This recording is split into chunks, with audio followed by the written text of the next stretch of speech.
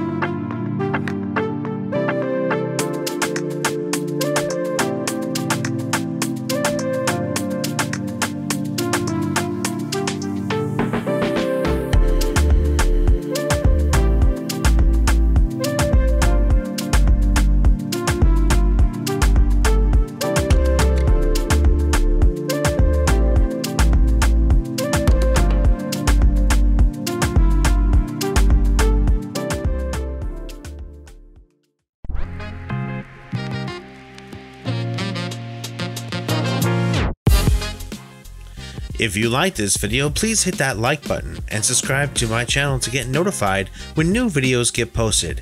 Thank you for watching this video. Please consider checking out some of the other videos on the links at the end of this video.